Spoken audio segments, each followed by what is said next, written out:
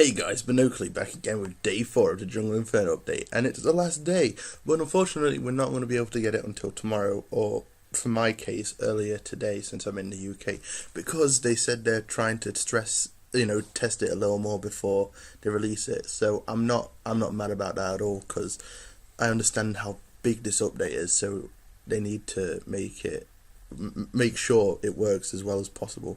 So it's everything. Here's all the notes about the update. So obviously we know about all these additional things being added here. If you want to read it, obviously you can go to the Team Fortress website. I'm going to skip over all the stuff that we already know. Here's some pretty cool stuff I think is cool. Significant weapon and class balance improvements, which is pretty cool. They increased the maximum number of backpack slots to 2,500 from 2,000, which is pretty neat because now we can get even more items to clog up our backpacks. Fix the engineer being able to store a gunslinger's melee crit for a future melee attack. That's pretty cool as well because, I don't know, it was a bug, I'm pretty sure, so yeah. Which one else is good? Fixed the bowl, Scottish Handshake, and the Neon Annihilator not having their models break on critical hits. I didn't even know that was a thing. I thought they changed it so it didn't break because it confused new players. I didn't even realise the Neon Annihilator could break on critical hits, so I'm looking forward to seeing what that difference. Fix some of the heaviest edible secondary items not having the model update when the item is eaten. That's going to be pretty cool. It's going to be funny to see the banana. Fix some outdated tips, which is pretty cool. Fix the case where the players have multiple weapons visible at the same time. That's going to be helpful as well. I'm not really too bothered about the manpower modes, but it seems like it's pretty good stuff for it. Fixed engineers using the Eureka effect to teleport out of hell on Halloween maps. I guess that's pretty cool. Man vs Machine mode. I didn't even realise they were still updating that. So yeah, I guess that's cool that they've got a little bug fix. Added a first person inspect animation to all weapons. That's right. So you don't need a skin in order to inspect your weapon anymore. You can do that with anything, which is amazing. It's about time they added that. I'm excited for that. That's going to be pretty cool to inspect my Australians and everything else I have. Added a disconnect sound when the medic stops healing their target. So that's going to be pretty neat. I don't know, these little details are pretty awesome. Added new sounds for the family business, the Winger and the Frontier Justice. That'll be interesting to hear what they sound like. Updated sounds for Brass Beast and the Upper Hand. So that's going to be cool to hear. A lot of Steam controller improvements. I don't use that, so I'm not really too bothered. Applied the match rejoin limitations into casual Man vs Machine as well. I guess that's pretty cool. And then they updated a lot of like medals and stuff. Parties. Here's a cool thing. Parties can now be formed from anywhere within the game and persist through matches. Players are now able to join their party's match if late joining is allowed. Added a new party interface that allows you to quickly manage and interact with your party. So I think that means basically, if you queue up for casual in a party with a group of your friends and all that, you can still like look through your backpack, change loadouts. That's going to be really helpful. Added a global party chat system that allows party members to chat with each other from anywhere in the game. That's pretty cool too. So hold on, does that? I think that basically means like they could be in another match and you could still talk. I think, I don't know. We'll have to see later on today or in the morning for you Americans out there. Matchmaking. Redesign the matchmaking screens to be lightweight overlays that can be summoned and dismissed from anywhere within the game, which is super cool. Move the casual and competitive badge panels to the main menu. That's going to be interesting to see how that looks. Casual. Levels now go beyond 150. All players now have a tier in addition to their level. All players start at tier 1. When your level goes past 150, your level resets to 1, and your tier goes up by 1, and your casual badge will change its appearance to reflect your new status. Players who have reached up level 150 will have any experience beyond 45,500, the amount required to hit 150, put into an overflow pool. While playing casual matches, any XP you earn will be matched and deducted from your overflow pool until it runs out. The vote for the next map dialog can now be minimised to view the top scoring players.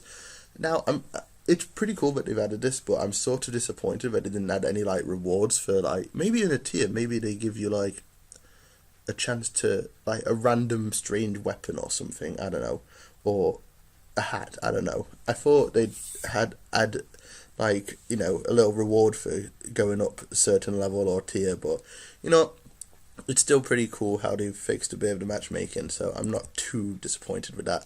Contracts, obviously we've seen that, but this is pretty cool. Contracts can be, where is it? Partially completed contracts is the one, can be reactivated for free at any time, so that's cool. You can, since you're going to get them all at once, you can pause a contract and start another one if you feel like it, and then come back to the one you started before. So that's going to be pretty handy if you like struggle with one, it's like, and you want to try another one instead. Now here's all the gameplay changes, but I'm going to skip the panic attack because that was shown ages ago. Reserve shooter, I'm pretty sure Valve looked at my video and heard this.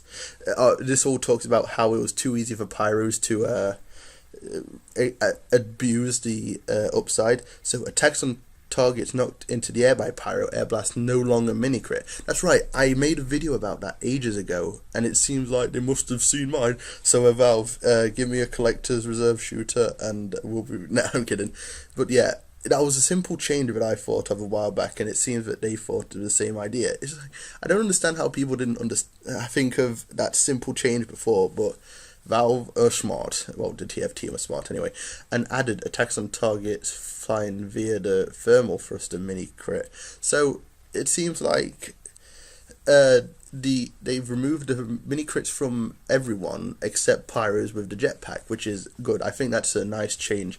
The ambassador changes and the dead ringer changes were all done before your eternal reward. I don't think they're too bad. I think the ammo kits and dispensers no longer refill the spy's cloak meter for the dead ringer. That's fine. I don't understand why people are complaining. There's a thing called a l'étranger that can help you refill your cloak by hitting people. You don't need ammo kits and dispensers, so that and the dead ringer are going to be a great combo in the future. Sandman is the same. All of these are the same as before. Yeah, these are all basically the same as before.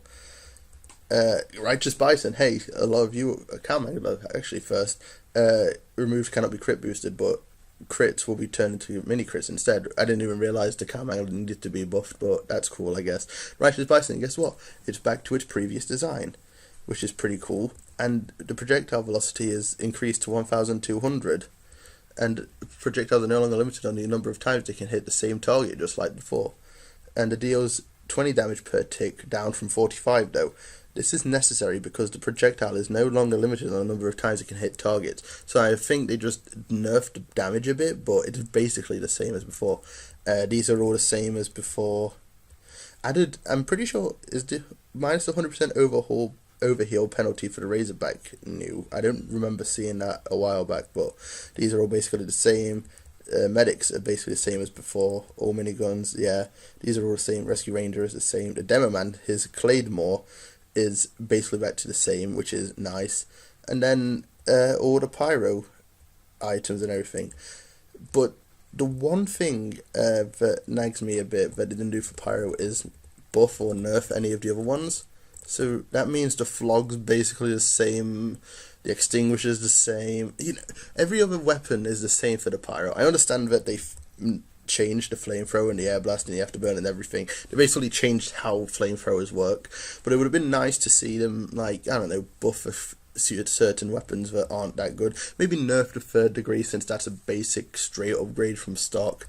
You know, just little things. I didn't expect them to do a bunch of weapons for the pyro, but to do none at all is slightly disappointing. But overall though, I am super stoked for this update. They've done a fantastic job in trying to update all of these weapons and everything, even though they didn't do much for the pyro in terms of old weapons. Obviously, he's got 4 new weapons, so I can't complain really. Or the heavy getting a new weapon. That's still pretty cool. So, yeah, thanks for watching, guys, and hopefully I will see you guys in the Jungle Inferno update later today. So, see ya.